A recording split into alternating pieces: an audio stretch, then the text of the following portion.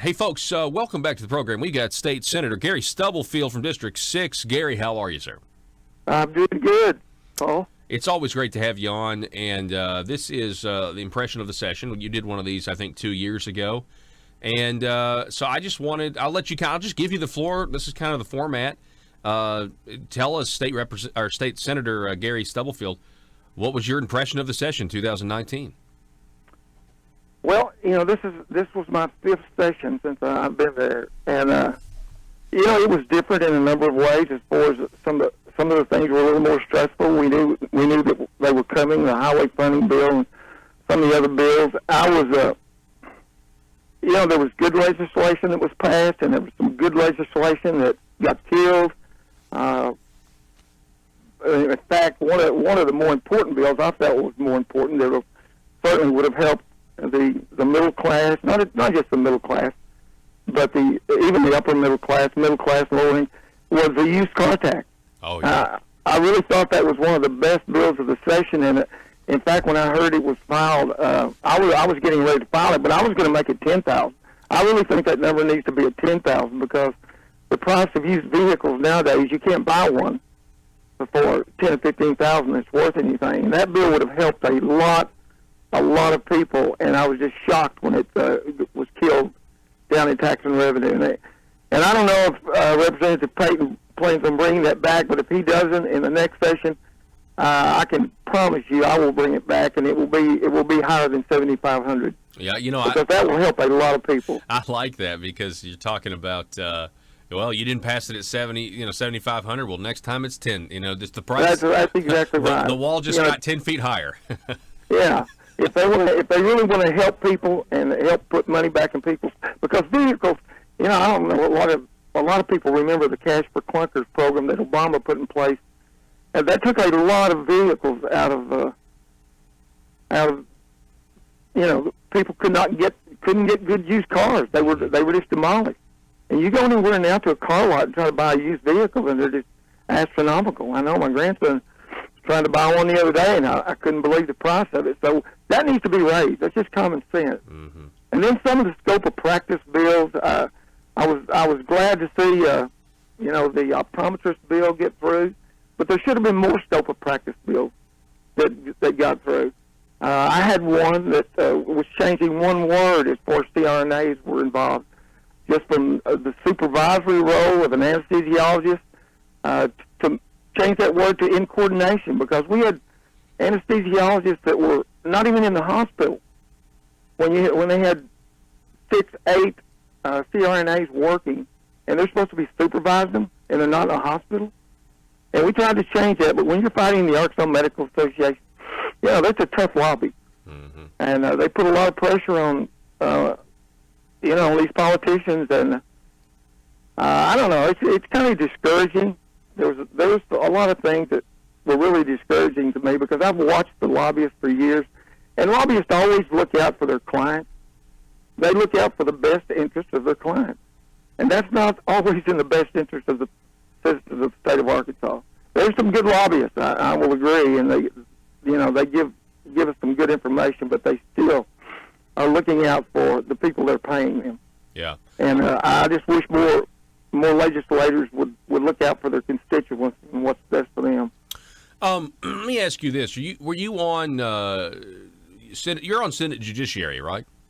Correct. What was your reaction? Were you in the room that night when you guys were meeting and Senator Stephanie Flowers just went off and even told Senator Clark to, quote, go to hell? I not only was in the room, I was 2 feet from Senator Flowers. I was, I've been there, like I say, it's going on 9 years. And I've seen some crazy things on the floor and in committee meetings, but I have never witnessed anything like that. And yes, I was sitting there, and I love Senator Clark. I really do. I respect him. He's a bright guy. He's very intelligent. He's very calm, cool, and collected. But I would have handled that situation a little different, because the minute she started raising her voice, I would have shut the whole meeting down. I would have canceled it. I said, we're adjourned. We'll come back when cooler heads prevail, because that got a little out of hand. a little out of hand, and it was, I don't know. Were you surprised that that bill fell? It was a stand your ground bill. It eventually failed. Were you surprised at that? I really was. I really was, because I felt like Senator Cooper would vote for that bill, but he didn't. And yeah, I really thought the bill would get through, at least get through the committee. Yeah. So, and I felt that, once the bill gets through a committee like that, it normally gets through the floor, especially when you've got a majority of Republicans. That bill should have gotten through. But again, they were fighting, prosecutors and and not all the sheriffs. There are some sheriffs out there that still believe in the Second Amendment. But they were fighting the Arkansas Sheriff's Association and the prosecutors, and I don't know. Some of that was another thing that was disappointing to me. We're talking with those are coming back, Paul. I promise you. There's going to be more attempts to take away our constitutional rights as far as our Second Amendment rights. We'll be fighting those from now on. Mm-hmm. Yeah. We've had, and I say this over and over, we've had what I call an inversion of common sense in this country, and an inversion of morality that I have never witnessed. I'm 68 years old, and I can remember back in the 50s and 60s, the things that we knew were wrong are now being called right. And the things that we knew were right back then are now being called wrong. So it's very troubling to me. We're down here in the River Valley right now. We're having a tremendous problem with floods, and thousands of people are losing their homes and all kinds. In fact, my district, Franklin, Logan, Johnson, Yale County, the Arkansas River runs through my entire district. And it's affecting a lot of people. And there's so many people that are volunteering to help, and I've seen so much good. It just gives you a lot of hope as far as our country's concerned. But at the same time, on Memorial Day, I was listening to some polls about young people. 60% of young people believe that if they had the opportunity, they would vote to do away with the Constitution. That's very, very troubling. And 61% didn't even know what we were celebrating on Memorial Day. Oh. And to me, that I think we're now seeing the fruits of what has been taught and not been taught in our education system, because a lot of schools are not teaching American history anymore. A lot of these kids don't even know anything about the Constitution. Someone once said that he who controls the present, I don't remember who it was, controls the past, and he who controls the past controls the future. Well, if you control the past, you can eliminate what made this country the greatest, the most powerful, generous, prosperous country on the face of the earth. You can just eliminate that. Mm-hmm. That's the reason socialism looks, it's so appealing to some of these millennials now, because they don't even know what made this country the country it is. Yeah. And that's disheartening to me. We're talking with State Senator Gary Stubblefield. This is his impression of the session. What about social issues, Gary? How do you think you guys did on social issues this session? I think anytime you have states, what amazes me, we have two states, I think, now that have abortion laws where you can kill a child after it's born. Birth a child, wrap it in a blanket, and then the mother and the doctor can decide whether or not to kill the child. That is, I can't even comprehend that. Let alone, and then kill a child right up to 9 months. And of course, I ran a couple of abortion bills this session, and I know when I presented the one that Senator Chesterfield asked me, she said, "How many more of these bills are you going to bring, Senator Stubblefield?" She said, "This has got to be a Godzillion or something like that." And I told her from the Senate floor, I said, as long as they keep killing innocent unborn babies, I'll keep bringing abortion bills, because I believe that's the sin of our nation. I really do. I really believe it's the sin of our country, is that we've killed all these babies, and I think that's going to come back to haunt us. Mm-hmm. I'm worried. I worry about that as well. What about at the end of the session? And I want to talk about taxes here in a minute, but at the end of the session, The immigration bill? sanctuary cities. Tell us about it. I'll tell you about it. Your bill. You know, it's always very difficult to run a bill like that. It's always, and I did not wait till the last minute. I know some of the Democrats were accusing me of waiting till the last minute and throwing it. And of course, they also come out and invoke Jesus and Christianity into this. And these are the same Democrats that voted for every kind of abortion all the way up to. Can I interject there? Yeah, go ahead. That was actually interesting to me to hear the Democrats really just reveal how scripturally illiterate they are.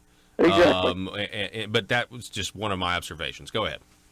Well, you're right. I went over to the House floor the day they voted on it, and to hear these Democrats go to the well and talk about how unchristian it is, and I thought, you are the same people who voted to kill an innocent unborn child, but you have a problem against setting up a sanctuary city to allow people who come in who've broken our laws, and in some cases, of course, they've already broken our laws. And some of those had done a lot of other things that were illegal, because I got a number of calls. Every time I run this bill, I always get calls from all over the state of cases where parents have lost kids or had someone in their family who's been injured, either in a car accident or a rape, and that individual, that person who's here illegally, never shows up. They just disappear. They either leave the state, and there's just no justice. But whenever I filed the bill, I got a call from city director of Little Rock, Lance Kine, and he began to tell me how Little Rock has appropriated $180,000 for for photo IDs for illegal immigrants. And I said, I thought he was joking. And he said, no, this has been going on for some time. And in fact, the way they worked it into the budget, he acted like it was almost illegal the way they worked it in. This was the previous mayor, not the mayor they have now. And he asked me, he said, would you care if I testify? And I said, absolutely. I would love for you to come testify. So anyway, had no problem getting the bill through city, county, local, and then I had no problem getting it off the Senate floor. Once we got over to the House side, city, county, local committee, when I walked in the room with Representative Smith, there weren't very many committee members there. And the ones that were there, a lot of those were Democrats, and I knew where we stood with them. And, of course, that first day, and I don't know why they got up and left. There was a couple that took their phones and got up and left. And the vote was still, it was rather close. I don't remember if it was one or two votes. But then, and it failed. The bill failed. So the next day, I had been on the phone with some people, and I know Brand had been on the phone with some people, trying to get this thing back in front of Lanny Fight was the chair of City County Local. And it was just amazing. We got it back, and then I think I know Jan got on and put a list of all the people who had got up and walked out. Jan Morgan. The people who weren't there and didn't vote. And it was funny, the next day, several of those came to me and said, man, did we get a thrashing? And I said, well, how are you going to vote today? They said, you know how we're going to vote. So I knew we had it then. And then once we got it out of city, county, and local, it wasn't a problem getting it to the floor. Yeah, it was good. I mean, and it was a definitely a moment of solidarity with Republicans saying, yeah, we don't want sanctuary cities anywhere in Arkansas, and knowing that Little Rock might be kind of lurching towards that goal. And then, of course, right after that, a week later, the news broke that there was a plan for DHS to potentially drop off illegal aliens in sanctuary cities, which really made it a lot, a lot more interesting. We're talking with Senator Gary Stubblefield. This is Impression of the Session. Gary, let's talk about tax relief for the people. There was one good bill, I thought, the income tax cut, trying to make Arkansas more competitive over the next 2 years, bringing that 6.9% rate down to 5.9%. Right. That's good. But then you had some revenue takers. You had the internet sales tax. You had gas tax increase. You have the extension of the half-cent sales tax. So my question to you is, what do you think, and I've got DFNA's numbers in front of me, but do you think at the end of the day, especially in the next couple fiscal years, the people are going to be paying more money to the government than they were, or less money? I think until all these kick in, that in the short term, we're going to be paying more. I don't think there's any question about that until these tax cuts actually kick in. Now, let me tell you about the internet sales tax. I was always opposed to that until this last Christmas. My brother owns a small electronics store here close to where I live. And he began to share with me over at Christmas, we were all together at Christmas, he began to share with me what was going on with not just his small business, but small businesses all over the state. He said, I have people coming into my store taking pictures of serial numbers and other things and getting the price and then walking out of the store and ordering that same electronic device over Amazon. And the more we talked, I began to realize, it really is hurting small business. I didn't think that at first, but he convinced me that it is, because you go out and look in some of these FedEx trucks, they're full of Amazon boxes. This is all coming across, and it's hurting our small businesses. I've never been for a tax increase. It's one of the hardest things that I've ever had to vote on. Kind of like the highway tax. That was one of the hardest bills I've ever voted on. But I'll say this. I talked to a number of my constituents before I voted on that. And the vast majority, almost all, told me the same thing. They did not mind paying that little extra amount of money, but what bothered them most was not seeing anything from it. Back when we passed the half-cent sales tax, and I think it was in 11, I was there, a lot of these people are driving and listen, I live in a rural district, very rural. A lot of these people are driving on the same roads that have never been touched since 2011 after paying that half-cent sales tax. And what bothers them is, now that this new 3 cents and 6 cents tax is going to be put on, they want to see something for their money before they vote on this half-cent sales tax. I voted against extending the half-cent sales tax until we get something from the highway department, the governor's office, because my constituents, their tax dollars are just as important to them as someone living in Jonesboro, Northwest Arkansas, Little Rock. We may live in a rural area. That doesn't mean their tax dollars are worth any less, and they expect just as much. So that's what most of those people were concerned about, was seeing something in return for their money they're spending. So, yeah, it was it's always hard to vote for a tax increase when you call yourself a conservative. Well, so we had different sources of revenue coming in. That was one of the things, the casinos and the electric cars who weren't paying anything. Some of the hybrids. Well, Senator Gary Stubblefield, it's always great to have you on the show. We're out of time. I appreciate it. I appreciate you giving your impression of the session, and we'll do it again sometime, sir. Hey, call me anytime. All righty. Thank you. Senator Gary Stubblefield, everybody.